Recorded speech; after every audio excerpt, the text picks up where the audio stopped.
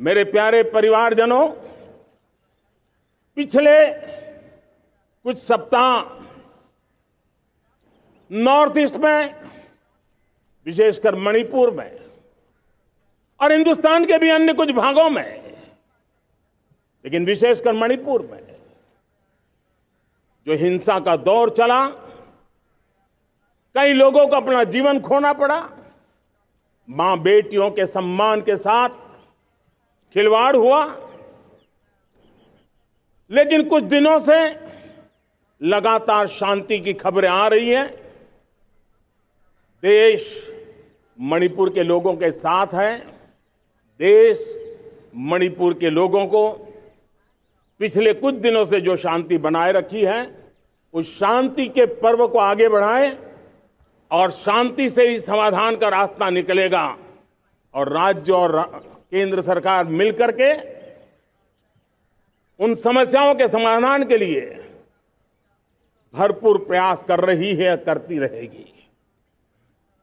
झुग्गी झोंपड़ी से निकले हुए बच्चे आज खेलों की दुनिया में पराक्रम दिखा रहे हैं।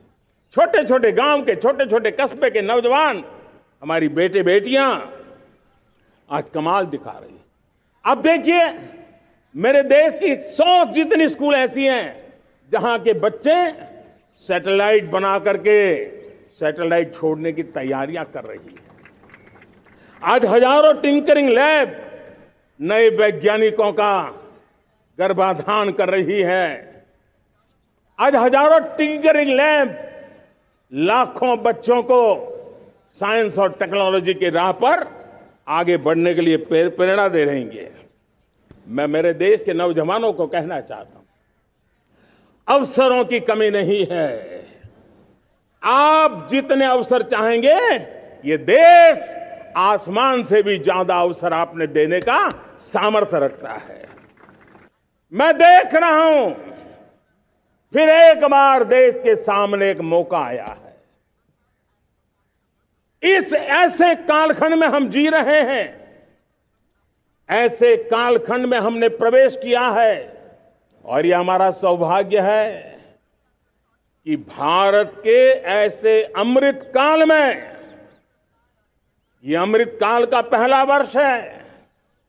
या तो हम जवानी में जी रहे हैं या हम मां भारती की गोद में जन्म ले चुके हैं।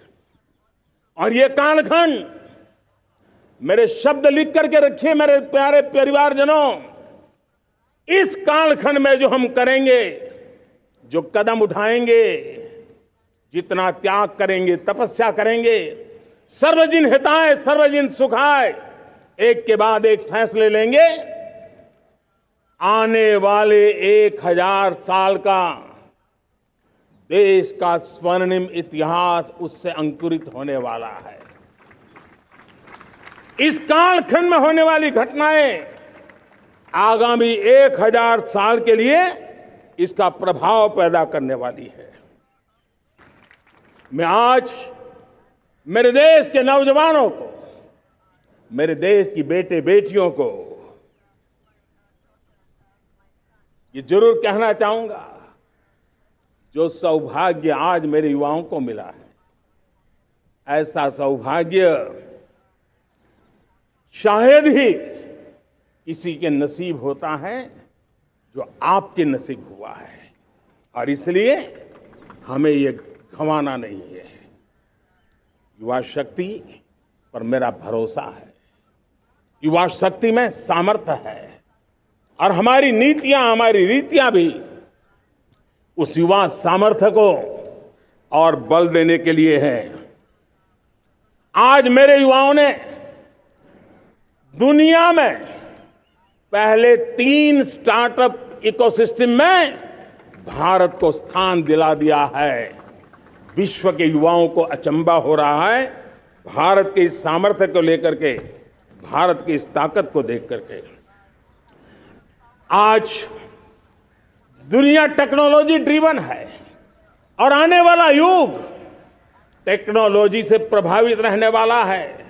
और तब टेक्नोलॉजी में भारत की जो टैलेंट है, उसकी एक नई भूमिका रहने वाली है। कोरोना काल के बाद दुनिया एक नए सिरे से सोचने लगी। और मैं विश्वास से देख रहा हूं कि जिस प्रकार से द्वितीय महायुद्ध के बाद, द्वितीय विश्व युद्ध के बाद दुनिया ने एक नया वर्ल्ड ऑर्डर आकार लिया था, मैं साफ साफ देख रहा हूं कि कोरोना के बाद एक नया विश्व ऑर्डर, एक नया ग्लोबल ऑर्डर, एक नया जियोपॉलिटिकल इक्वेशन, ये बहुत तेजी से आगे बढ़ रहा है। जियोपॉलिटिकल इक्वेशन की सारे व्याख्याएं बदल रही है, परिभाषाएं बदल रही है। और मेरे प्यारे परिवारजनों, आप गौरव करेंगे, बदलते हुए विश्व को शेप देने में आज मेरे 140 करोड़ देशवासियों, आपका सामर्थ्य नजर आ रहा है। आप निर्णायक मोड़ पर खड़े हैं। देश में आगे बढ़ाने के लिए एक अतिरिक्त शक्ति का सामर्थ्य भारत को आगे ले जाने वाला है, और वो है विमेन लेड डेवलपमेंट। आज भारत गर्व से कह सकता है कि दुनिया में नागरिक उड्डयन में अगर किसी एक देश में सबसे ज्यादा विमेन पायलट हैं तो मेरे देश में है। आज चंद्रयान की गति हो, मून मिशन की बात हो, मेरी विमेन साइंटिस्ट उसका नेतृत्व कर रहे हैं। आज विमेन सेल्फ हेल्प ग्रुप हो, मेरी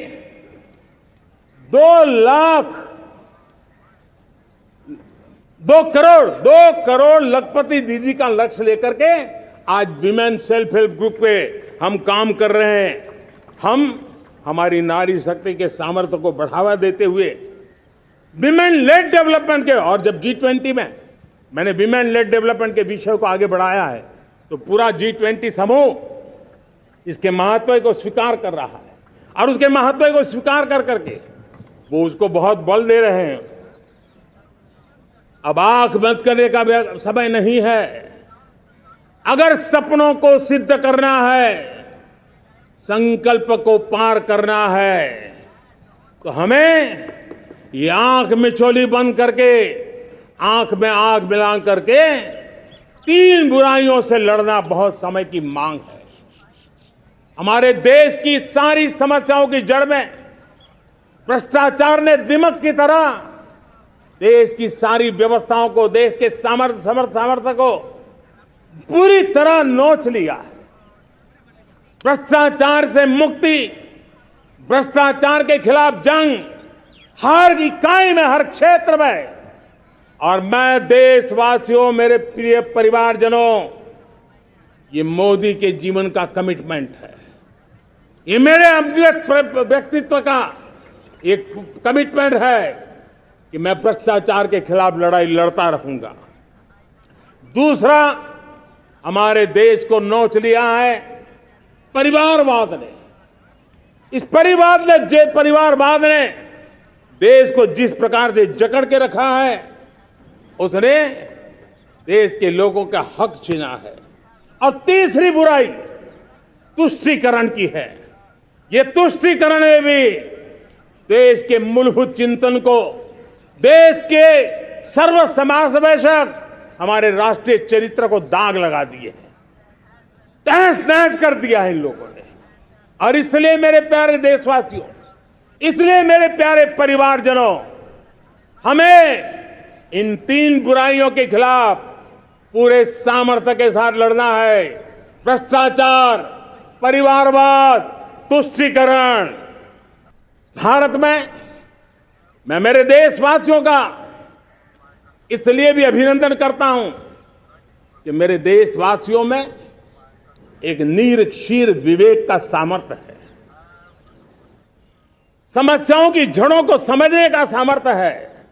और इसलिए 2014 में मेरे देशवासियों ने 30 साल के अनुभव के बाद तय किया कि देश को आगे ले जाना है तो स्थिर सरकार चाहिए, मजबूत सरकार चाहिए, पूर्ण बहुमत वाली सरकार चाहिए।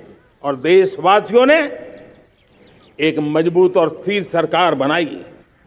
मेरे प्यारे परिवारजनों, सपने अनेक है, संकल्प साफ है, नीतियां स्पष्ट है, नियत के सामने कोई सवाल या निशान नहीं है। लेकिन कुछ सच्चाइयों को हमें स्वीकार करना पड़ेगा और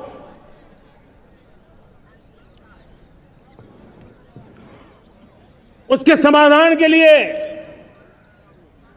मेरे प्रिय परिवारजनों, मैं आज लाल किले से आपकी मदद मांगने आया हूं।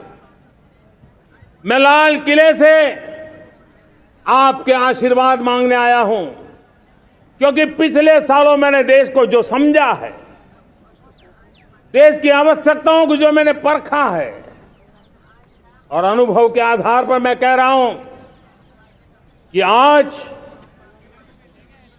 गंभीरतापूर्वक उन चीजों को हमें लेना होगा। आजादी के अमृतकाल में 2047 में जब देश आजादी के 100 साल मनाएगा, उस समय दुनिया में भारत का तिरंगा झंडा विकसित भारत का तिरंगा झंडा होना चाहिए।